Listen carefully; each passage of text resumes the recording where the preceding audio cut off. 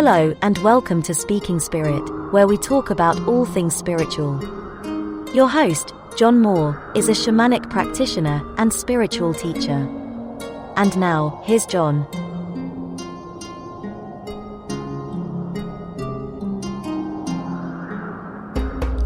Hello. It has been a minute since I've done one of these. Well, I know that's the expression. My kids use that all the time. It's been well over a year, and I thought I would get back into it with something hopefully you find interesting. We're going to talk today about spiritual alchemy. What is it? Why do we care? Why would we be interested in this? How does it relate to traditional laboratory alchemy? I'm going to talk all about that today. And I'm going to give you a rather simplified model of alchemy, a 4-phase model of alchemy rather than a 7-phase. I will say this, I'm currently teaching a 28-day course. This isn't a sales pitch, you can't sign up for it right now, on spiritual alchemy, particularly energy body alchemy. And I'm working on a much longer one. I'm working on I don't know how long it's going to be yet, long-term spiritual alchemy course on something called apotheosis, which is raising oneself to the level of the divine, or being raised to the level of divine. But in this case, you would be raising yourself. So let's get into it. Let's talk about alchemy and what's going on with that. And you may or may not have heard of spiritual alchemy, but undoubtedly you are aware of traditional laboratory alchemy where, people were working in labs ostensibly to do things like turn lead into gold. And that was part of it. And that's what people outside of alchemy focused on. Why? Because hey, if I can take this, cheap lead and turn it into this gold, I can get really rich. And there are stories of alchemists actually being able to do this. I don't know the truth of it. It could be myth, could be legend. But we're going to talk a little tiny bit of history, a little bit of mythology, but we're going to get into the spiritual work of it. And I'm going to say this, that the original alchemists, there wasn't a division between spirit and material, right? However, they did, processes with materials to get to the spirit of the material. And in many alchemy labs in Europe, and I'm going to talk specifically about Western alchemy. I don't know enough about Eastern alchemy to really speak to it. I know that there are processes called alchemy, say, amongst the Taoists and probably other spiritual physical systems in Asia. I just don't know enough about it to talk about it. Maybe someday, maybe I will take courses or something and learn about it or find a teacher. But I'm going to talk about Western alchemy because that's what I know about. And so these guys, they were working in these labs, and there are big ones in, say, Vienna and Prague. That was, the center of alchemy during medieval and Renaissance times. You could get a license to practice alchemy. So John Dee, for example, the famous court magician and astrologer of Queen Elizabeth, the person whose code name was 007, where Ian Fleming got the name for James Bond, and who coined the term the British Empire and is highly responsible yet unknown for much of the way the Western world is today, for better or for worse. Right? He was definitely an imperialist. Before him, England was just this little, this little island nation with no real aspirations other than to save themselves from the Spanish. And he's like, no, we're going to go take over the New World. We're going to go take over India. We're going to take over Africa. And that sparked all of that colonialism.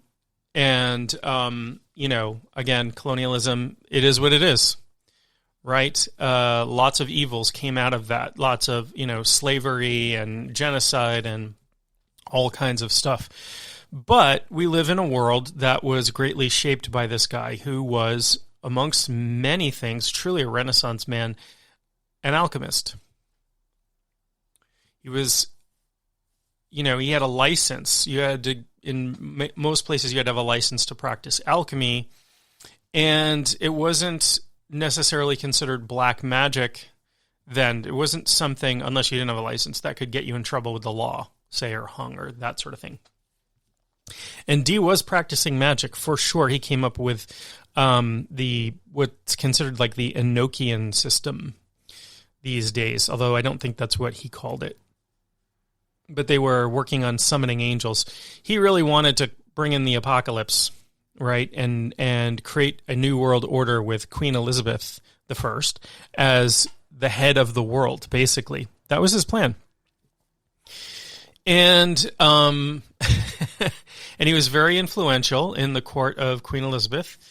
And so, that gave birth to a lot of things in the English language and in the English-speaking world, and is responsible for a lot of the world speaking English and a lot of what became of the U.S., even though the Enlightenment era really had a lot to do with that too. But that's just a little tiny bit of history. So in these labs in Europe, you would have, all of the equipment. You would have a furnace for, burning things and heating things and barrels of supplies and all kinds of stuff.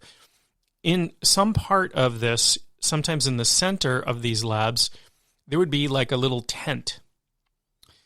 And that tent was called a tabernacle. And if you've heard that word before, you know that was the word for the tent or the Holy of Holies where the Ark of the Covenant was kept.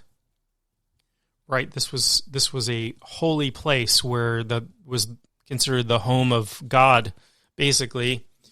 And so the alchemist would go into the tabernacle and pray and meditate and do whatever, because the idea was that he had to be in the right state of spirit, the right purity of spirit, or his physical experiments would fail. And so as they were transmuting things, they were, and I'm going to talk about a simplified model of alchemy in this podcast because no need to get too complex with this for now. But they would ferment and burn and distill and purify and elevate and then merge opposites. And if you look at what they call alchemical emblems, or the drawings by alchemists and stuff, really obscure mythological, metaphoric information hidden in there, and it can take a lot to suss out what they're doing. And in fact, there are alchemical emblems I look at, I'm like, I don't know what's going on here. But there is a symbolism to it, and it can be understood by those in the know. And part of that was to obscure the knowledge from the uninitiated. And part of that was to convey significant amounts of knowledge. There's a particular alchemical emblem, painting that I'm thinking of that is rather complex, and alchemists would sit in front of it and meditate on it. Now that sounds very much like a Buddhist or Hindu practice of using, looking at a tanka, which is a painting of Buddha or Buddhas or gods or what have you, or looking at a mandala or that sort of thing. So there is an alchemical mandala. You wouldn't look at it and necessarily recognize it as a mandala, but they would stare at this, full of rich metaphoric symbolism in order to awaken unconscious parts of themselves, parts of their spirit, to communicate with the unconscious aspects of themselves. Carl Jung, the psychoanalyst, took a lot from alchemy, right? He, wrote a lot about alchemy and how it was this pursuit, this integration of the unconscious and conscious, particularly integrating the shadow material, which happens in the first phase, kind of the first phase of alchemy.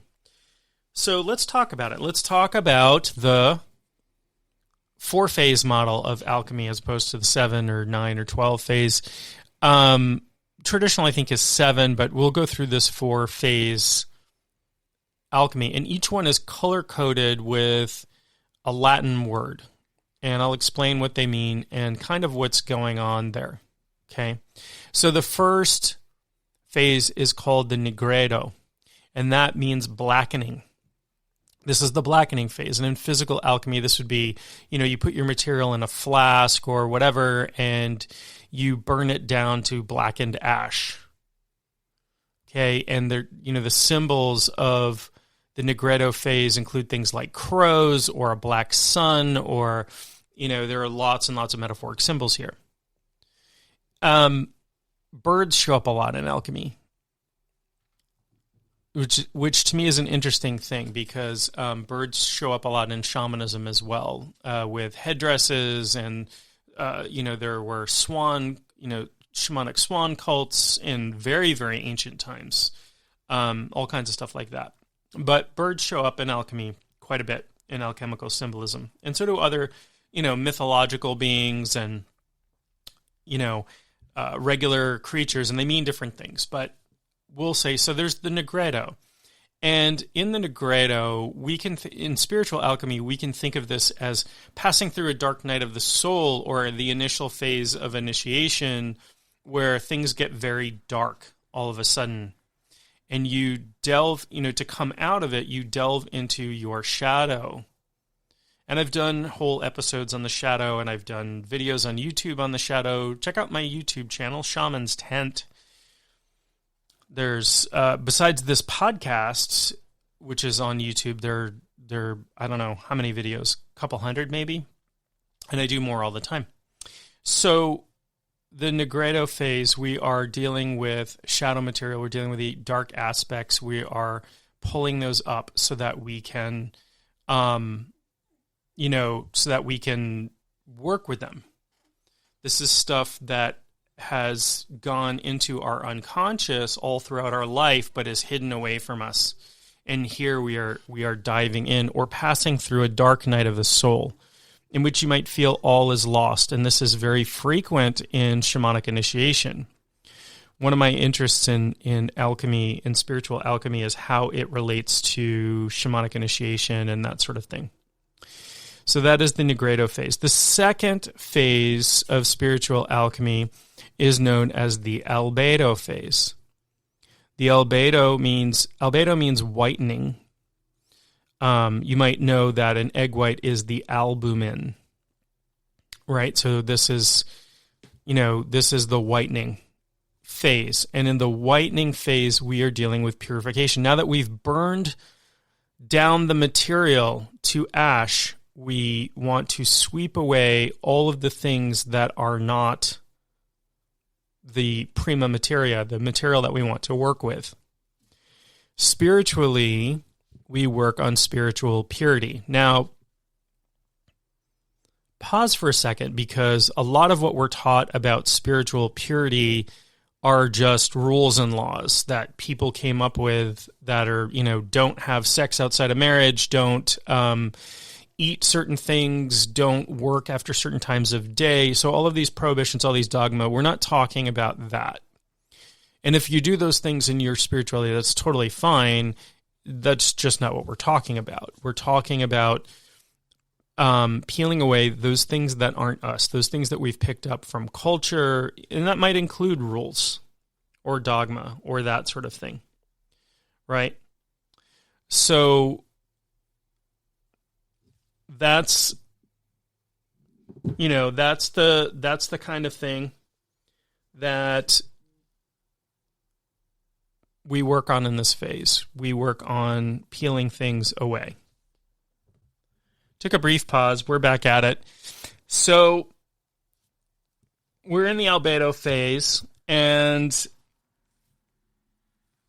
we're doing purification work, prayer, meditation, examination, lots of, exercises. Maybe we're, doing energy body work. Maybe we're imbibing things. Don't imbibe things.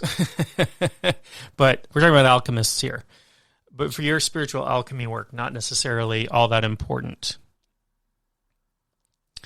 Right. And we are trying to purify ourselves to move to the next stage.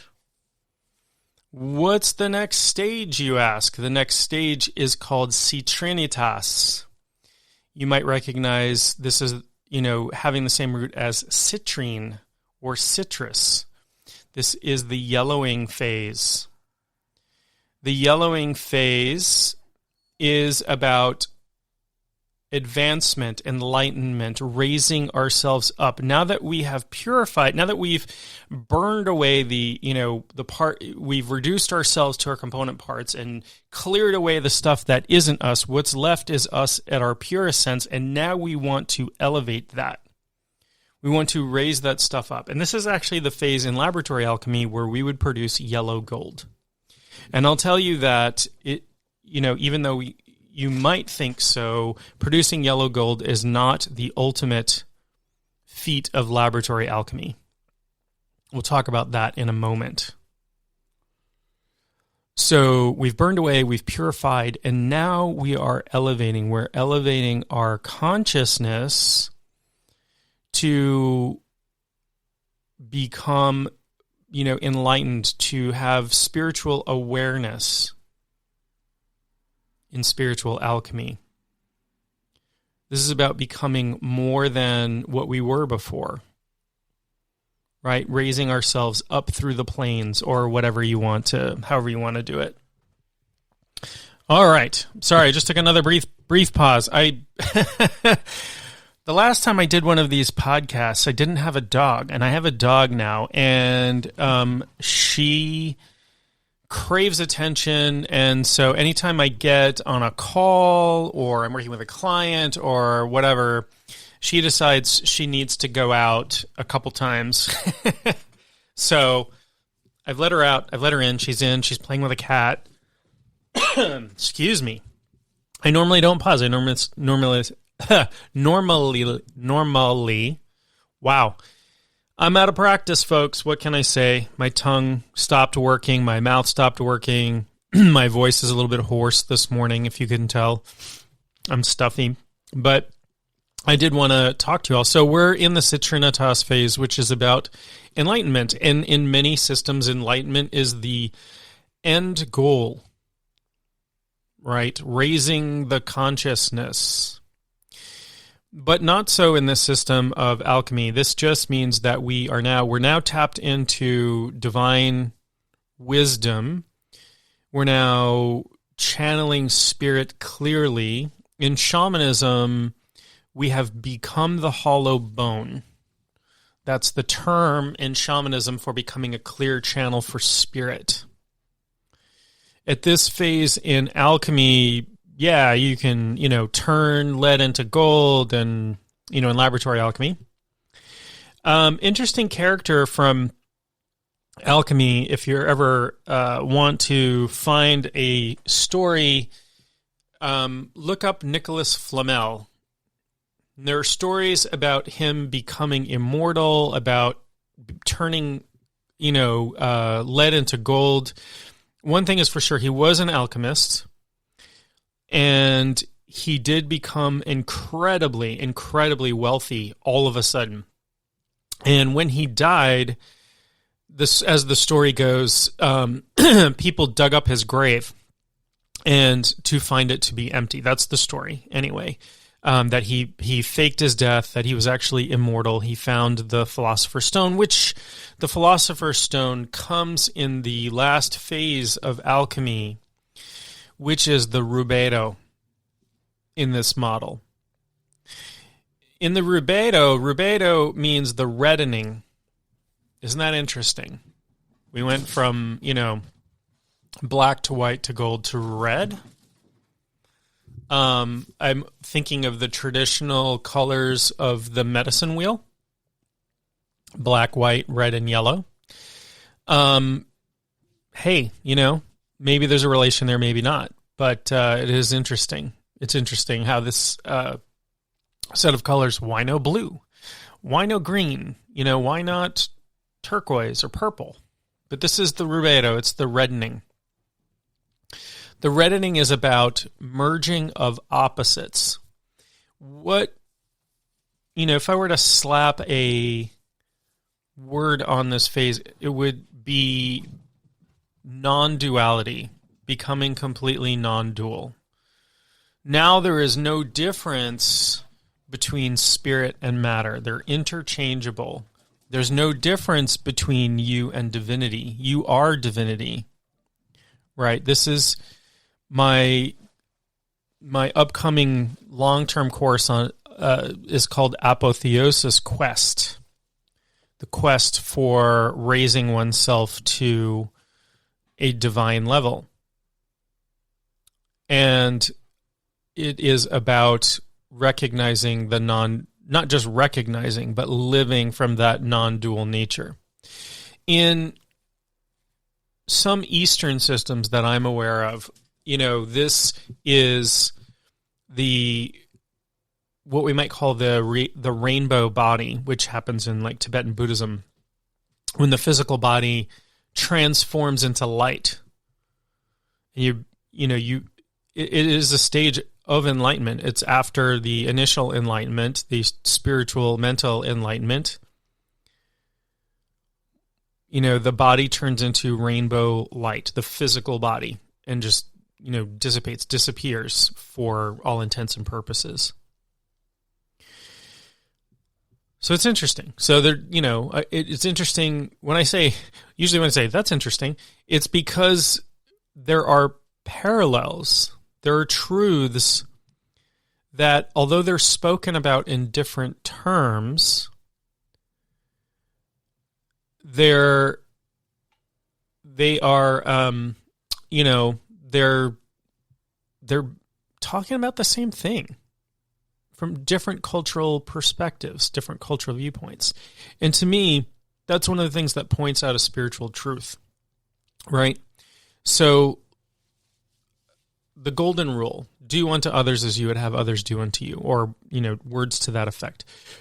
Well, in the Bible, Jesus speaks those words, but those words were also spoken by Buddha 600 years earlier and, come out in other ways in other spiritual systems from other spiritual leaders, right? And, in cultural terms, the Norse, for example, had rules about hospitality, welcoming people into your home who just showed up. Why? Because you would need, like, if you were wandering around in the icy cold and you came upon a home, you wouldn't want to be turned away, right? So that rule, the idea of that is, in my opinion, a universal truth. It's given different words because words are limited. Language is limited. Language is powerful, but it is limited in expressing truth, right? Particularly things like principles and laws. We really try to define these things.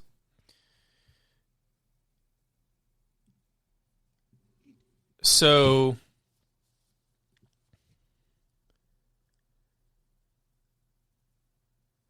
anyway, there we go. So that is the Rubedo phase, which is the final phase of alchemy. Now, in my experience, because I've gone through practices in these phases spiritually and gone through longer practices and enlightenment practices and stuff, it tends to be cyclical. It's interesting. So I'm in the middle of teaching this 28-day, 4-week class in alchemy, and each week is dedicated to a different phase. And so at the end of the Nigredo phase, well, in the beginning of the Albedo phase, one of my students, said, well, geez, I still have shadow material coming up. I guess I'm not done with the Nigredo phase. And I said, yeah, a week of shadow work is not going to clear out many lifetimes of shadow material, or even one lifetime of shadow material. You've got work to do. But this is cyclical. You'll go back to it, or it will come up and you'll be doing Nigredo while you're in Albedo and Citrinitas. And then when you're done with the Rubedo, you can go back and start over again. And things will become more intense because you can handle them. You've gone through a transformation which will allow you to handle more intense spiritual experiences. Initiation, people frequently think of, I'm done. I've been initiated. I'm not finished my work. I tell people, I tell my students, I tell my clients, I tell you folks, I will never be done. I have never, I'll take the, I'll say it this way. There have been times in my life where I'm like, whew, I'm done. Thank goodness I don't have to go through that again. What a surprise when I have to go through that all over again. So I don't ever tell myself that I'm done doing my work. And so I think there's this idea that spiritual teachers need to be at a certain plane of being or whatever. And that's okay, right? Like you want to learn something from somebody who knows something you don't, or has been through experiences you haven't, or can guide you through experiences you haven't. But this idea that teachers cannot also be human, cannot also be going through their own stuff, I think is a dangerous one. It causes us to put teachers up on pedestals they don't belong on. And quite frankly, pedestals I'm not comfortable with. I remember teaching a live class years ago, and one of the students said, I view you like I used to view the priests in my church, and, I should bow down before you, or, something along those lines. I'm like, no, stop right there. Not comfortable with that. You're not putting me on a pedestal. I'm here as a guide. That's it. I'm not here to show you that I know more than you, or that I'm more powerful than you, or I've reached a level higher. I'm not here for that. I am here to show you how much you already know, how powerful you already are. I'm here to guide you through experiences so that you can grow, and that's it. And I know there are the guru worshipers and all that out there, and that's fine if that's part of your path. It's not mine. It's not me. It's not who I am. And I learn stuff from my students because I cannot know everything that any other person knows. You can't know everything I know, and I can't know everything that you know. I happen to have focused a good portion of my life on spiritual development and teaching, and I can guide people through some pretty powerful experiences. That's what I do. If you're looking for more than that, if you're looking for sunlight to shine out of my butt, that's not going to happen. I'm sorry.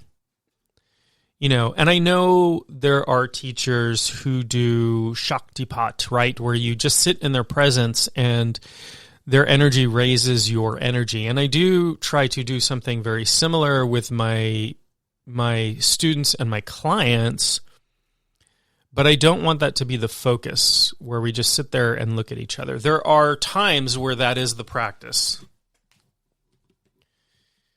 There are times where that may be the practice. I'll put it that way. They're few and far between for me. It's not the main part of my practice. The main part of my practice is teaching, just like this, just like I'm talking to you today.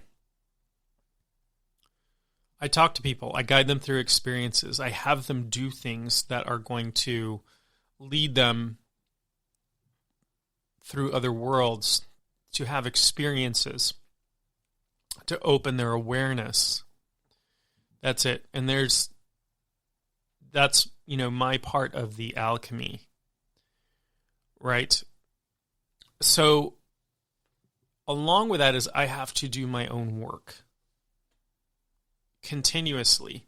I will not be in integrity if I don't continuously do my own work, right? If I'm not continuously journeying, meditating, journaling, studying. So, if I could boil alchemy down to a single phrase, it is the art and science of transformation. What are we transforming? Well, in laboratory alchemy, we are transforming material things. In spiritual alchemy, we are transforming ourselves, our spirit. And spirit is deep. And eventually, there becomes no difference between the physical and the spiritual. The duality of the physical world and the spiritual world is basically a false one.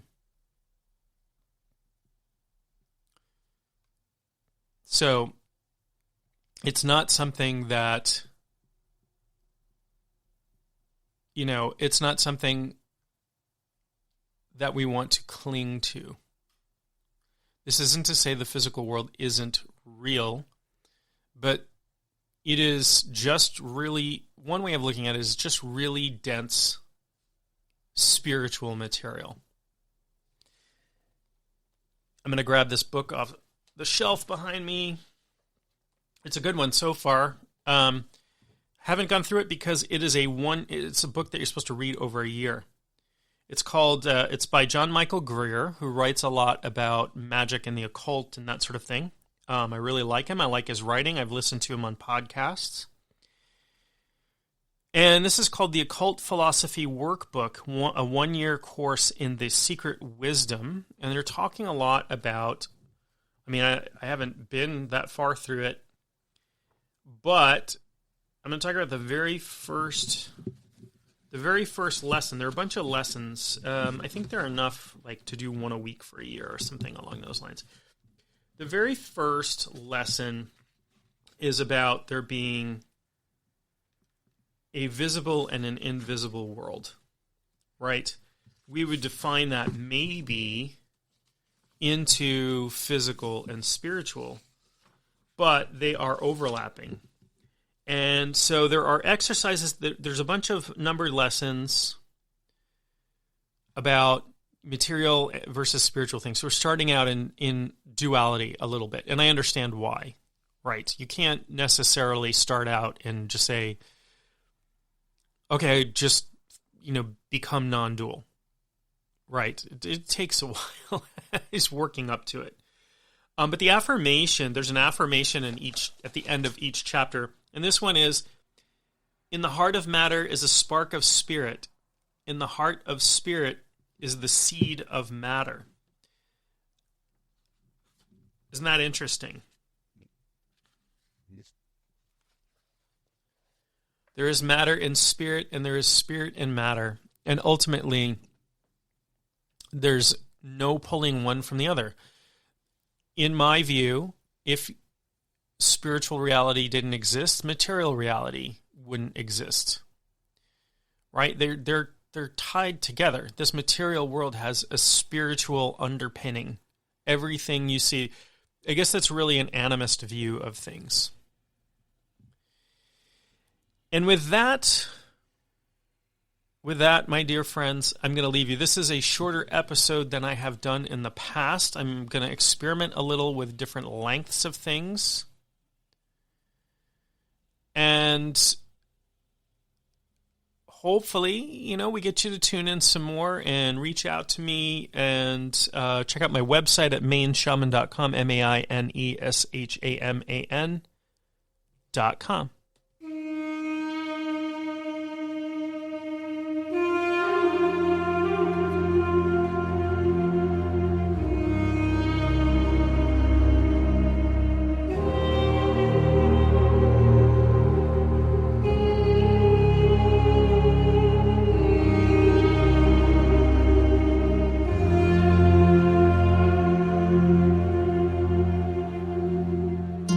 have been listening to Speaking Spirit with your host, John Moore. For more info or to contact John, go to mainshaman.com. That's maineshaman.com.